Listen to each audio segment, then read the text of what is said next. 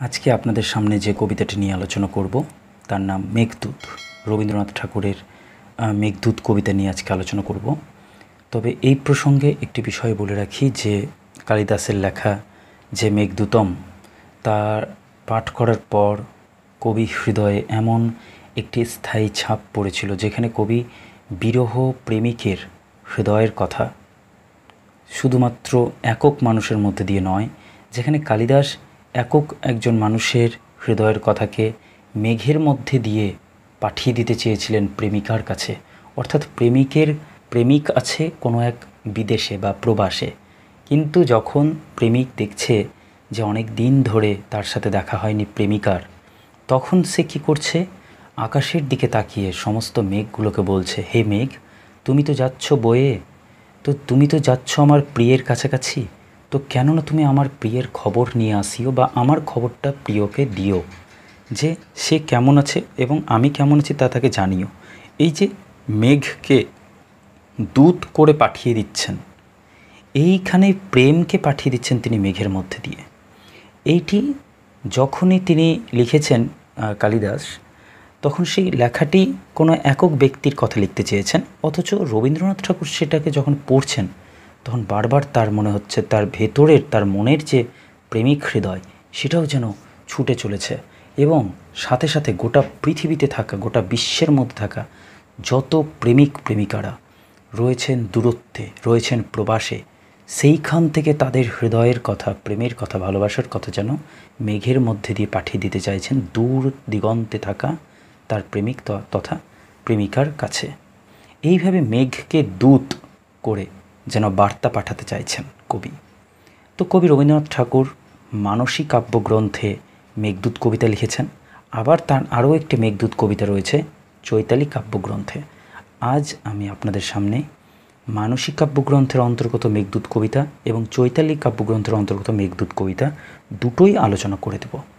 দুটির মধ্যে একটি বড় আছে, একটি ছোট আছে। প্রথমে ছোট কবিতাটি নিয়ে আলোচনা করি, অর্থাৎ যেটি চৈতালি কাব্যগ্রন্থের অন্তর্গত মেঘদূত সেটি নিয়ে আলোচনা করি। একই বিষয় বাস্তবে, অন্য কিচ্ছু না। আমার এর আগেও মেঘদূতের উপরে বা রবীন্দ্রনাথ ঠাকুর তো মেঘদূত নিয়ে একটি প্রবন্ধও লিখেছেন, তো সেই ক্ষেত্রে আমি কিন্তু প্রবন্ধটাকে খুব স্পষ্ট করে চিত্রের সাহায্যে পোস্ট করেছি ভিডিও, তো সেইখানে সে ব্যাখ্যাটি দেখে নিতে পারেন। দেখে নিলে পুরো কবিতাটা বুঝতেও খুব সুবিধা হবে। যাই হোক, আমি ছোট কবিতা অর্থাৎ চৈতালি কাব্যগ্রন্থের অন্তর্গত মেঘদূত কবিতাটিকে নিয়ে আলোচনা করছি। তিনি বলছেন, নিমেষে টুটিয়া গেল সে মহাপ্রতাপ, ঊর্ধ্ব হতে একদিন দেবতার শাপ। অর্থাৎ যে প্রেমিকের কথা আমরা পেয়েছি মেঘদূতে, সে কিন্তু দেবতা ছিলেন, এবং দেবতারই অভিশাপের কারণে সে কিন্তু ছুটে স্বর্গ হতে একদিন সে ভ্রষ্ট হয়ে চলে এসেছিল অনেক দূরে। পশিল সে সুখরাজ্যে বিচ্ছেদের শিখা করিয়া বহন। সে যেখানে আসলো সেই পর্বতের গায়ের কাছে, সেইখানে কিন্তু তার সাথে আসলো কি, বিচ্ছেদের একটা শিখা, মিলনের মরীচিকা। সে প্রেমিকার কথা ভাবছে তো ঠিক, কিন্তু মিলন হবে না, তার হচ্ছে না, তার বহু দিন চলে যাচ্ছে, বছর কেটে যাচ্ছে। তো তখন তার কাছে মিলনটা হচ্ছে মরীচিকার মতো, যেন অসম্ভব একটা বিষয়। যৌবনের বিশ্বগ্রাসী মত্ত অহমিকা মুহূর্তে মিলায়ে গেল মায়া কোহেলিকা খর রৌদ্র করে। খর রৌদ্রে যেন তার হৃদয়ের প্রেমটুকু পর্যন্ত শুষ্ক হয়ে যাচ্ছে, সে যেন পাচ্ছে না খুঁজে, বিশ্বগ্রাস যেন করে যাচ্ছে তার যৌবনকে। 6 ঋতু সহচরী, দেখতে দেখতে 6খানা ঋতু পার হয়ে যাচ্ছে একের পর এক, ফেলিয়া চামর ছত্র, তার উপর, তার মনের উপর ভর করে করে 6টা ঋতু যেন পার হয়ে যাচ্ছে। সভাভঙ্গ করি সহসা তুলিয়া দিল রঙ্গ যবনিকা। শেষমেশ তার জীবনের যে ফুটন্ত প্রস্ফুটিত যে সময় ছিল, যৌবন ছিল, সেটাকে যেন ভেঙে টুকরো টুকরো করে চলে যাচ্ছে। সহসা খুলিয়া গেল যেন চিত্রে লিখা আষাঢ়ের অশ্রুপ্লুত সুন্দর ভুবন।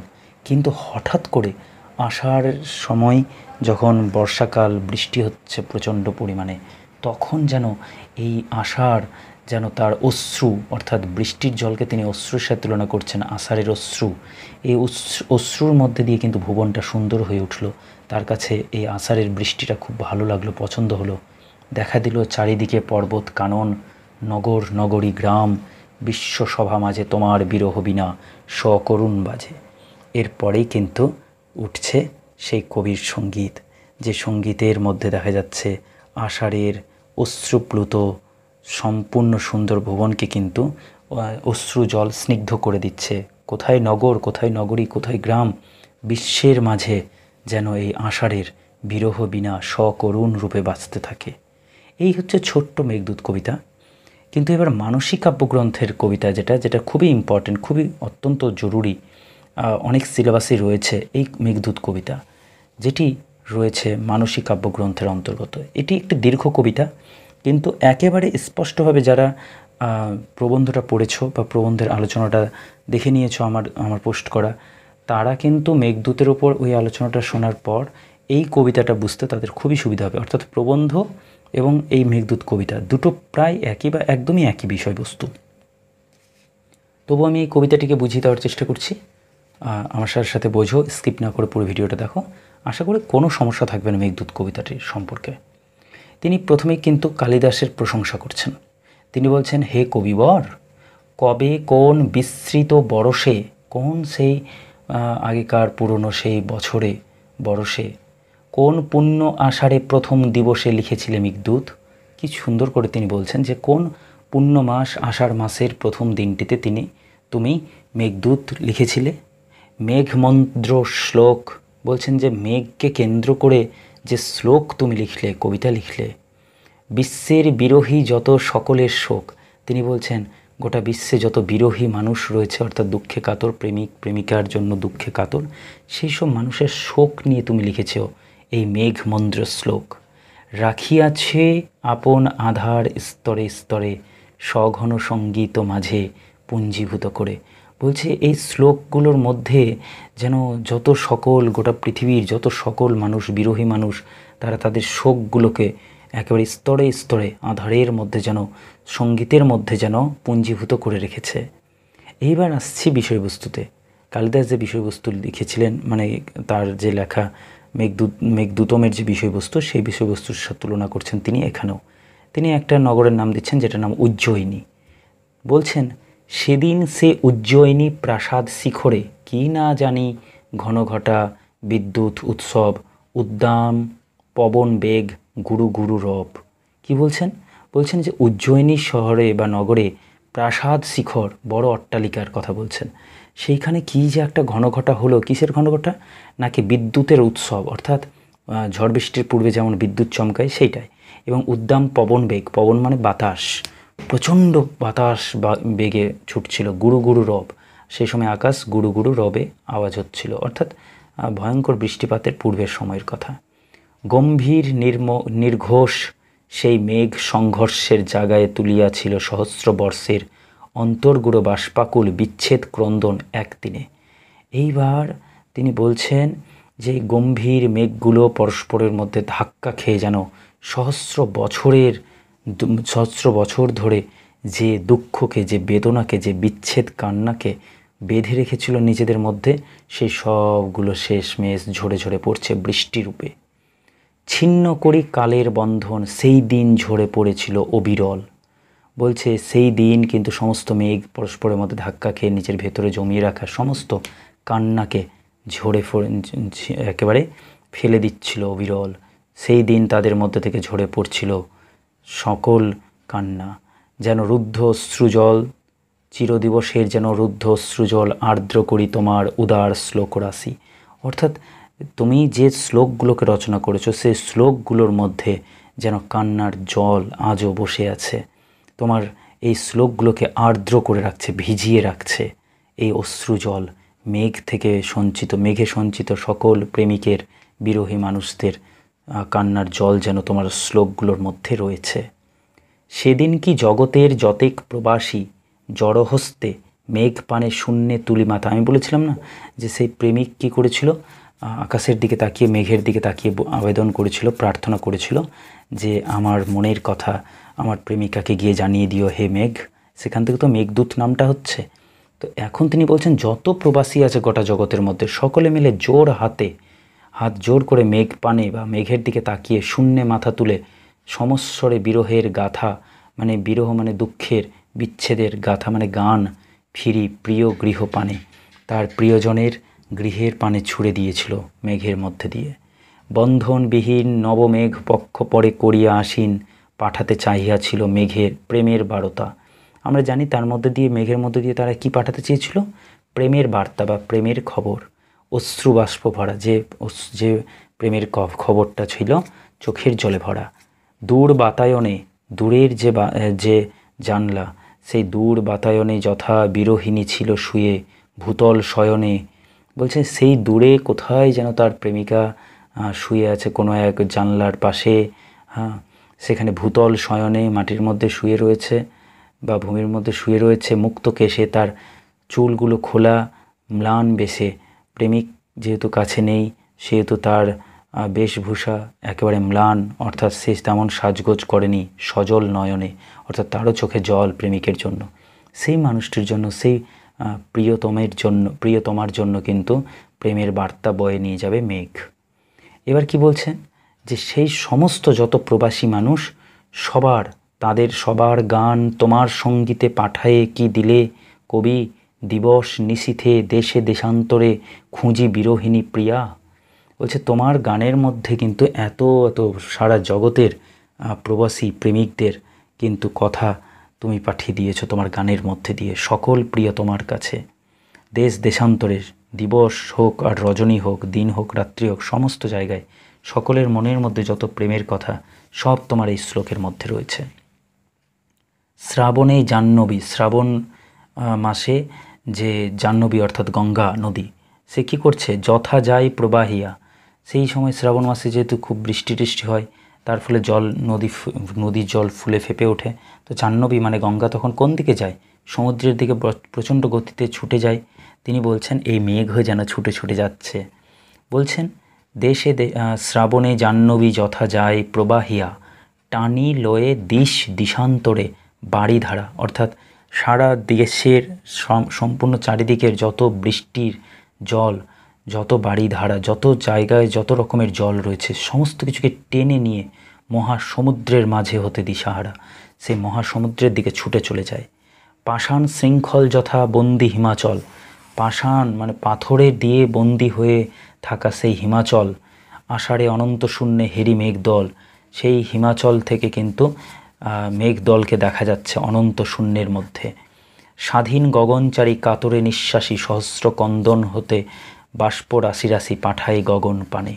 বলছে যে হিমাচল প্রদেশ বা এই যে হিমালয়ের কথা, সে তো অনেক পর্বতের মাঝে যেন আটকে আছে, সেও তো সেখান থেকেও তো দেখা যাচ্ছে আকাশের মধ্যে অনন্ত শূন্যের মধ্যে কত মেঘদল।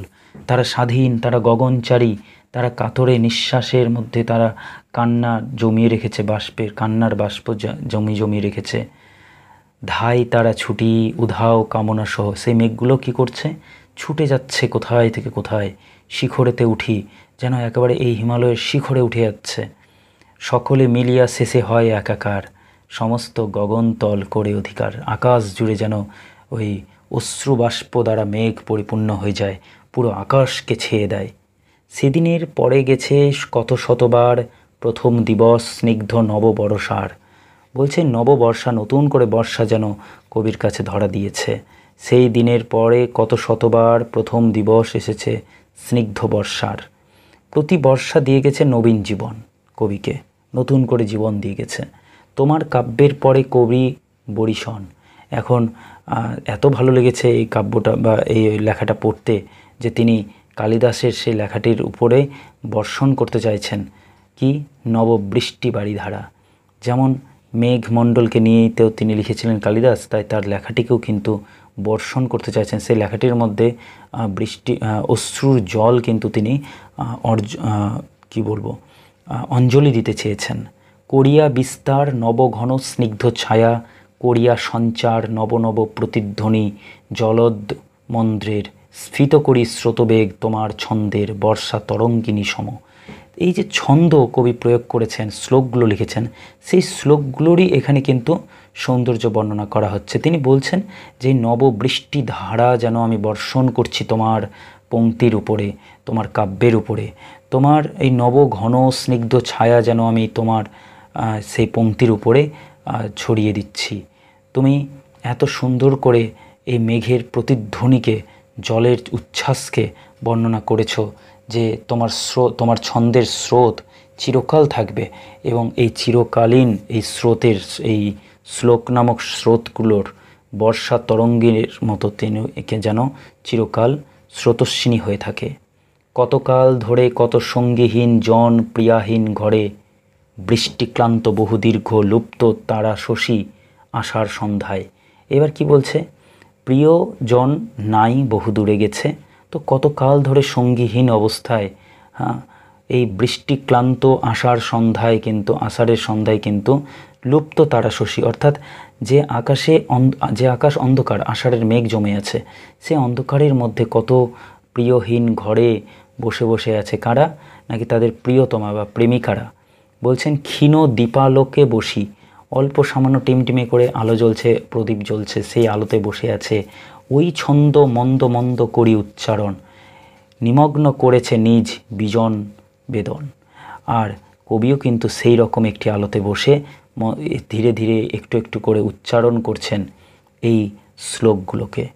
সে সবার কণ্ঠস্বর কর্ণে আসে মম, বলছে সেইটি যখন পাঠ করছেন কবি, সেই অন্ধকারের মধ্যে বসে বা সেই সামান্য প্রদীপের আলোতে বসে যখন পাঠ করছেন, তখন কিন্তু তিনি সারা জগতের যত প্রেমিক হৃদয়ের কথা, প্রেমিকার হৃদয়ের কথা, সকল কথা যেন তার কণ্ঠের মধ্যে, তার কর্ণের মধ্যে আসছে। সমুদ্রের তরঙ্গের কলধ্বনি সম তার তব কাব্য হতে, অর্থাৎ তোমার কাব্য থেকে কিন্তু আমি সমুদ্রের তরঙ্গের আওয়াজ শুনতে পাই, অর্থাৎ জনমানবের যে সমুদ্র, সেই দুঃখ কাতরতার সমুদ্র শুনতে পাই, সমুদ্রের ডাক শুনতে পাই।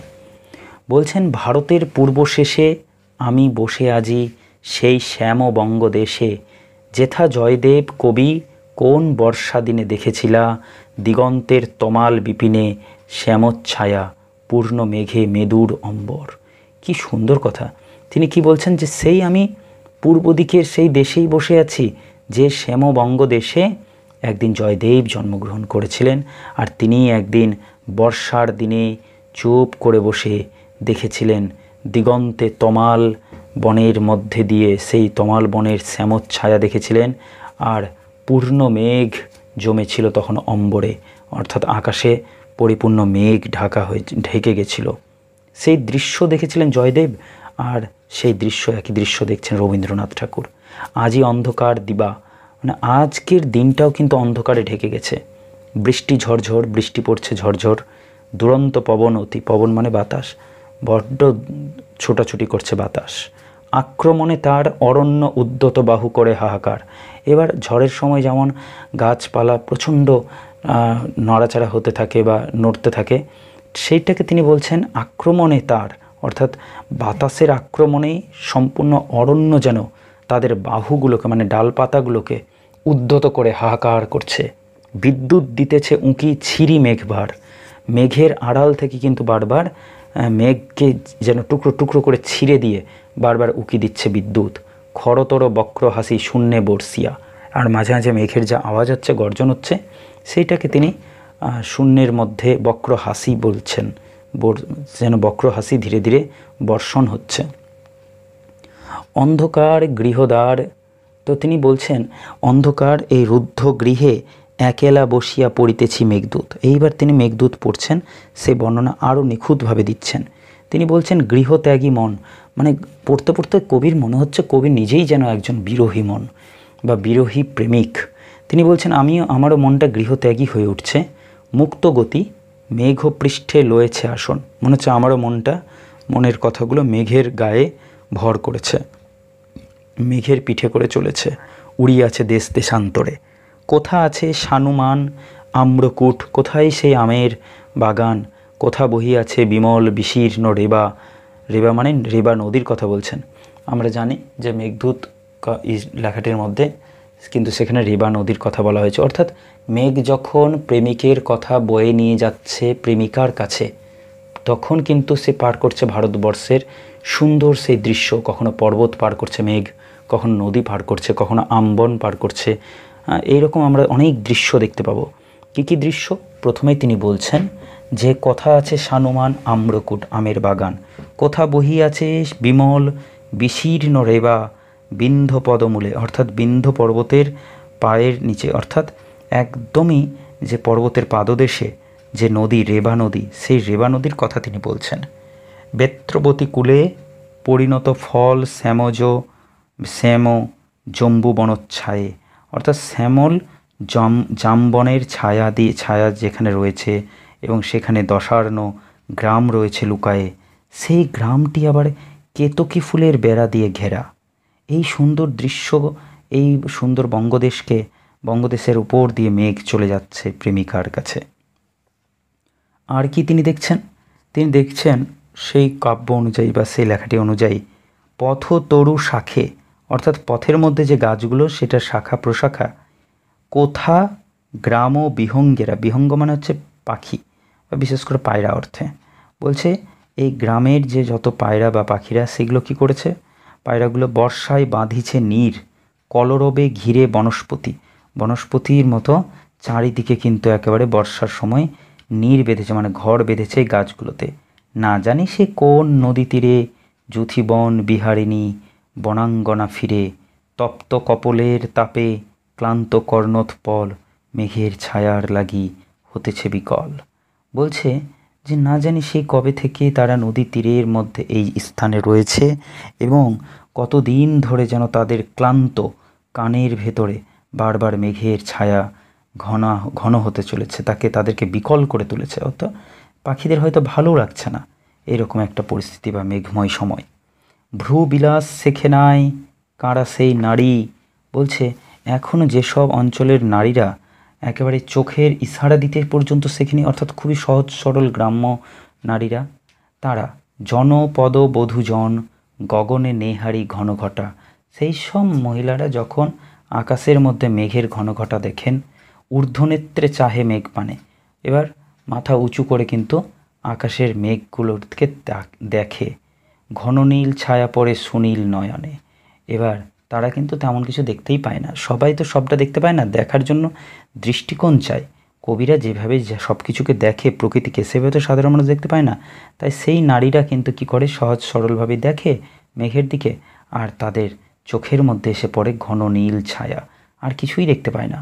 কোন মেঘ শ্যামল শ্যাম শৈলে, অর্থাৎ এবার কি বলছেন যে কোথায় যেন একটা মেঘ রঙের শ্যাম রঙের শৈল, অর্থাৎ পাহাড়, মুগ্ধ সিদ্ধাঙ্গনা স্নিগ্ধ নবঘন হেরি আছিল উন্মনা শিলাতলে, সেইখানে কেউ যেন একজন নারী চুপ করে বসে দেখছে, সেই উন্মনার শিলাতলে বসে হেরি মানে দেখছিল স্নিগ্ধ নবঘন অবস্থাগুলো। সহসা আসিতে মহাঝড় চকিত হয়ে ভয়ে জড়সর, সম্বরী বসন ফিরে গুহাশ্রয় খুঁজি। এবার সেই পর্বত গাত্রে বসে কোনো এক মহিলা যেমন মুগ্ধ চোখে দেখছিল আকাশের দিকে, হঠাৎ সেই সময়ে ঝড় তৈরি হয়, মহাঝড়, আর হঠাৎ করে চমকে ওঠে সে, কিন্তু জড়সড় হয়ে তাড়াতাড়ি নিজের কাপড় বস্ত্রকে গুছিয়ে নিয়ে সঙ্গে সঙ্গে সে জড়সড় হয়ে তাড়াতাড়ি গুহাতে আশ্রয় খুঁজতে যায়। বলে মাগো গিরিশৃঙ্গ উড়াইল বুঝি, সে কি করে, সে ভয়ে ভয়ে বলে হাই মা, বোধহয় একেবারে গিরিশৃঙ্গ মানে পর্বতের শৃঙ্গটাকে বোধহয় উড়িয়ে নেবে এই ঝড়। কোথায় অবন্তীপুরী নির্বিন্ধা তটিনী, এবার সেখানে বলছে যে মেঘ যখন যাচ্ছে, তো মেঘ যেতে যেতে অবন্তীপুরী পার করছে, নির্বিন্ধা নামক নদী বা তটিনীকে পার করছে। কোথা শিপ্রা নদী নীরে হেরে উজ্জয়িনী মহিম ছায়ায়, তো বলছে যে এরপরে শিপ্রা নদী পার করে উজ্জয়িনী শহর পার করে চলে যাচ্ছে মেঘ। যেথা নিশি দ্বীপ প্রহরে প্রণয় চাঞ্চল্য ভুলি ভুবন শিখরে সুপ্ত পারাবত, বলছে যেখানে প্রেম প্রণয় চাঞ্চল্য সব কিছু ভুলে সুন্দর করে সুপ্ত রয়েছে পারাবত, পায়রাগুলো ঘুমিয়ে রয়েছে, সেই অঞ্চল পার করছে এবার মেঘ। শুধু বিরহ বিকারে রমণী বাহির হয় প্রেম অভিসারে, বলছে শুধুমাত্র আশেপাশে যখনই দেখা যায় কোনো মহিলাকে, তখন সে কিন্তু কেবলমাত্র প্রেম অভিসারের জন্যই বের হয়, না হলে কেউ বের হয় না অত রাতে। সূচিভেদ্য অন্ধকারে রাজপথ মাঝে কচ্ছিৎ বিদ্যুৎ আলোক, হঠাৎ বিদ্যুতের আলো পড়ে রাজপথ মাঝে অন্ধকারে। কোথা সে বিরাজে ব্রহ্মাবর্তে কুরুক্ষেত্র, বলছে এখন এই সম্পূর্ণ ব্রহ্মাণ্ডের মধ্যে কুরুক্ষেত্র কোথায় আছে, মানে যুদ্ধ কোথায় আছে? সব জায়গায় তো সর্বত্র শুধু প্রেম আর প্রেম। সেটা পড়তে গিয়ে যুদ্ধের কথা মন থেকে সরেই যাবে, শুধু প্রেম জায়গা করে নেবে, ভালোবাসা জায়গা করে নেবে। তাই বলছেন, কোথা সে বিরাজে ব্রহ্মাবর্তে কুরুক্ষেত্র, কোথা কনখল সেথা যেথা সেই জন্নুকন্যা যৌবন চঞ্চল গৌরীর ভ্রুকুটি ভঙ্গি করি অবহেলা, ফেন পরিহাস ছলে করিতেছে খেলা লয়ে ধৈর্যটির জটা চন্দ্র করজ্জ্বল। যে সমস্ত কিছু অবহেলায় ছেড়ে দিয়েও ধৈর্যটি তথা শিবের জটার মধ্যে চন্দ্র যেমন খেলা করছে, গৌরীর ভ্রুকুটি ভঙ্গিকে অবহেলা করেই কিন্তু শিবও যেন খেলা করছে, পরিহাস করছে, আনন্দ করছে। এই রকম একটা যৌবন চঞ্চল অবস্থা। এই মতো মেঘরূপে ফিরি দেশে দেশে। তিনি বলছেন, হৃদয়ের সমস্ত কথাকে মেঘের সাথে সাথে পাঠিয়ে দিব, অনেক দূরে দেশে দেশে ঘুরে বেড়াবে মেঘের সাথে সাথে। তাই তিনি বলছেন, এই মতো মেঘরূপে ফিরি দেশে দেশে, হৃদয় ভাসিয়া চলে উত্তরিতে শেষে, কামনার মোক্ষধাম অলকার মাঝে, বিরোহিণী প্রিয়তমা যেথায় বিরাজে, সৌন্দর্যের আদি সৃষ্টি। অর্থাৎ যেখানে আমার মুক্তি, যে প্রেমের মধ্যে মুক্তি, সেই প্রেমকে খুঁজে নেওয়ার জন্য মেঘের সাথে সাথে মেঘ রূপে নিজের হৃদয়কে পাঠিয়ে দিতে হবে উত্তর দিকে, ক্রমশ উত্তর দিকে, কামনার মোক্ষধাম হয়ে যেন অলকার মাঝে বিরাজ করবে এই হৃদয়ের সম্পূর্ণ সৌন্দর্য।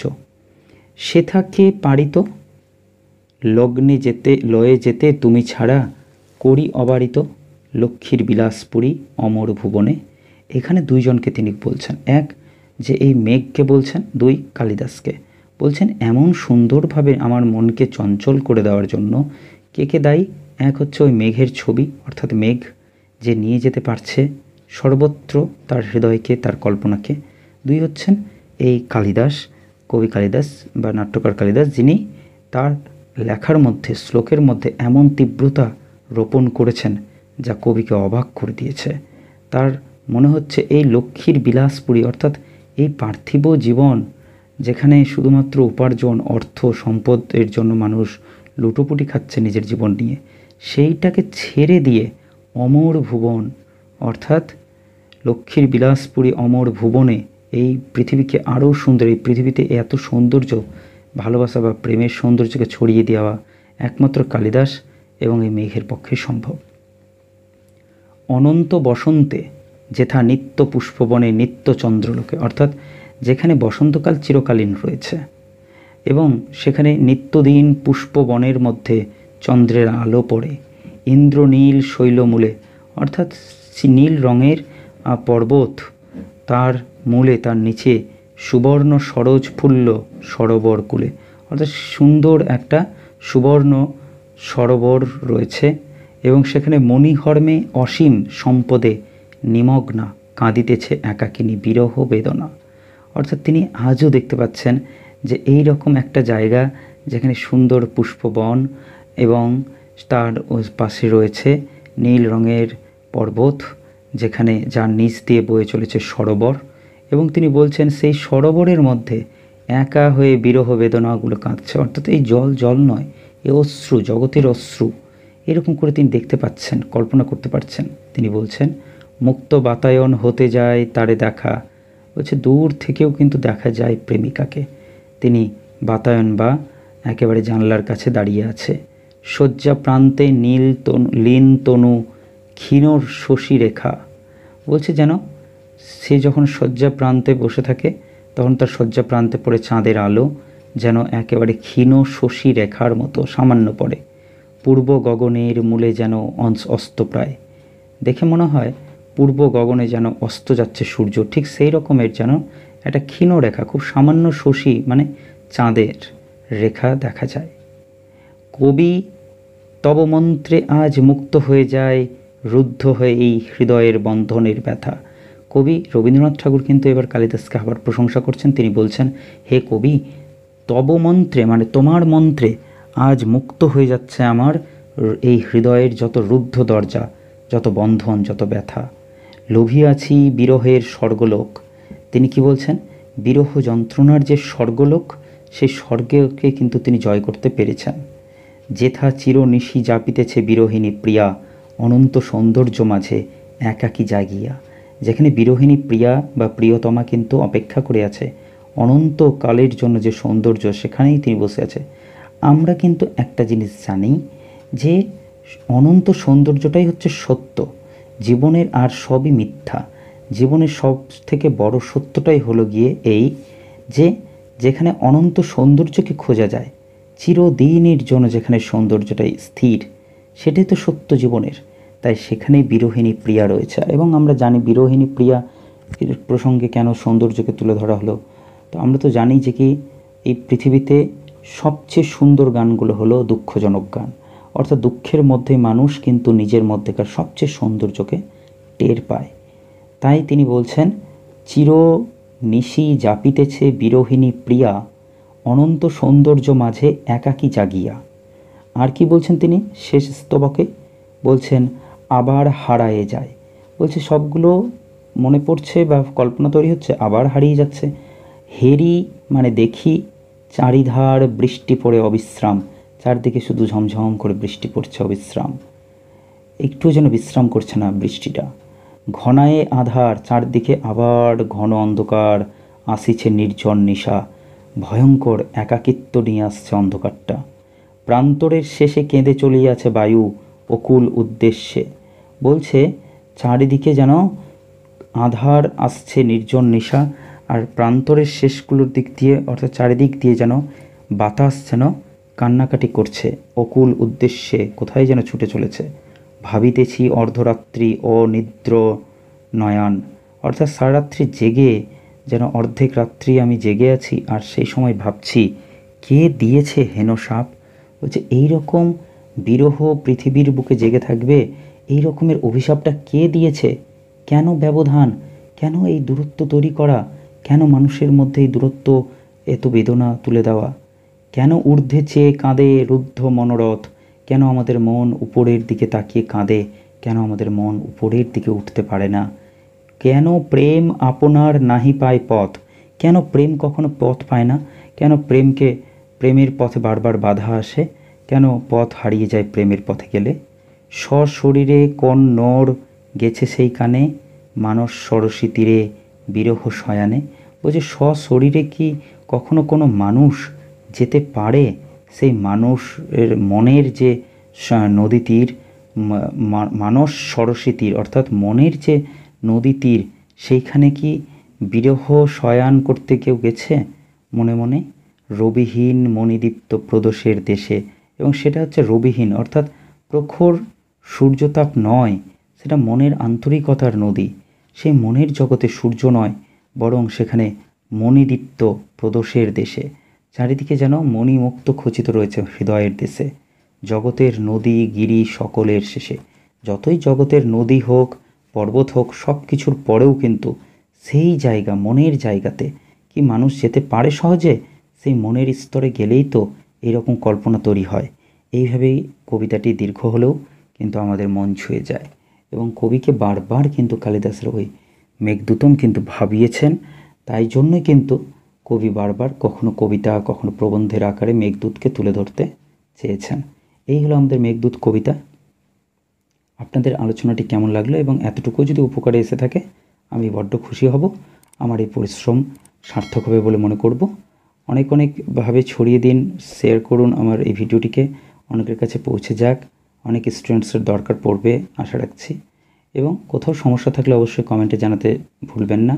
পরবর্তীতে এই ধরনের আরও কোনো ভিডিও যদি পেতে চান অবশ্যই কমেন্ট করবেন, সেই টপিকের নাম এবং সেটি কার লেখা পাশে অবশ্যই লিখতে ভুলবেন না। যোগাযোগ করতে পারেন ইনস্টাগ্রামে আমার সাথে। এবং ভালো থাকবেন, সুস্থ থাকবেন। চ্যানেলে নতুন হয়ে থাকলে সাবস্ক্রাইব করতে ভুলবেন না। ধন্যবাদ।